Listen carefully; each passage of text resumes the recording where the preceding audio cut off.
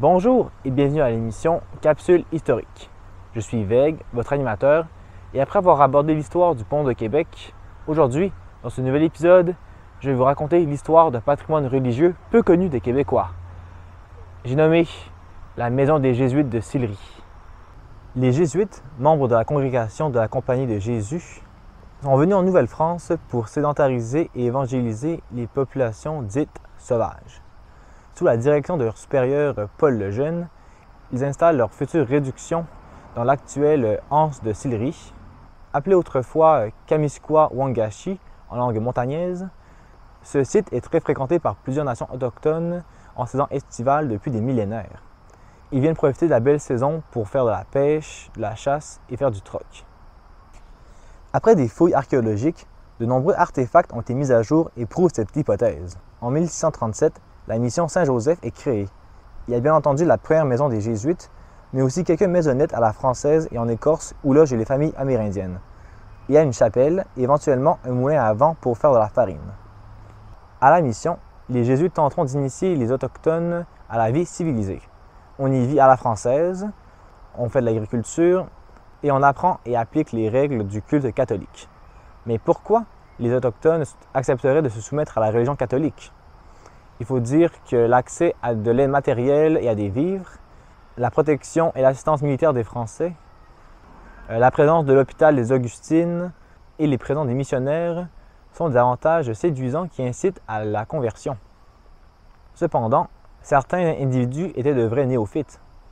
Un autre avantage de s'établir dans la petite bourgade était la présence d'une palissade de puits en bois, puis d'une enceinte fortifiée en pierre qui protégeait contre les attaques iroquoises.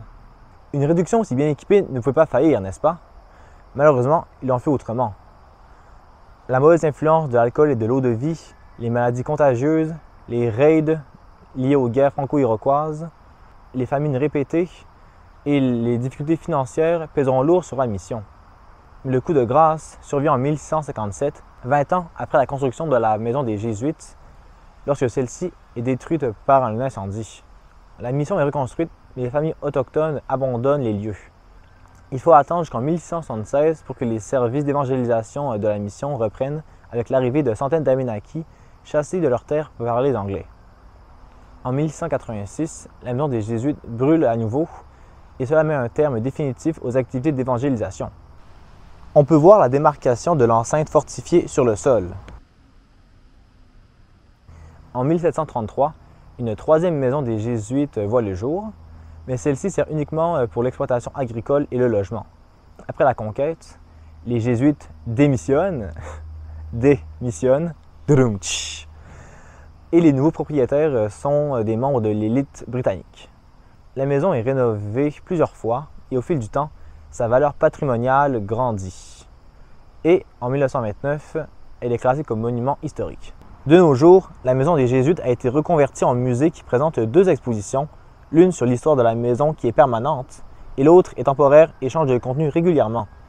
La première exposition possède une grande collection d'objets archéologiques et ethnologiques à propos des premiers hommes. De plus, l'entrée est gratuite pour les deux expositions. Avant de vous quitter, je pense que c'est important de faire une petite réflexion sur le passé et les actions des Jésuites à l'égard des peuples autochtones. Évangéliser les peuples d'outre-mer était un objectif très important des royaumes européens pendant la période des grandes découvertes. Les Jésuites pensaient donc bien faire, mais avec du recul, on se rend compte que ce n'est pas bien d'imposer sa religion et ses croyances à autrui. C'est ce qu'on appelle de l'acculturation, et c'est de l'acculturation qu'ont subi les Autochtones. À la mission, les conditions de vie jouaient contre eux. Leur système immunitaire et digestif n'était pas prêt à lutter contre des nouvelles maladies et des nouvelles habitudes alimentaires. En conséquent, leur vulnérabilité causa au moins 50 morts, dont 39 enfants, selon les dernières fouilles. Devant la maison des Jésuites actuelle, un petit cimetière avec des croix en bois et le monument du père Énémon Massé sert comme lieu de mémoire. Si l'émission vous a plu, n'oubliez pas de vous abonner à la chaîne et de mettre la cloche si ce n'est pas déjà fait. Et comme toujours, mettez un pouce bleu si la vidéo vous a plu, un commentaire et partagez la vidéo sur les réseaux sociaux.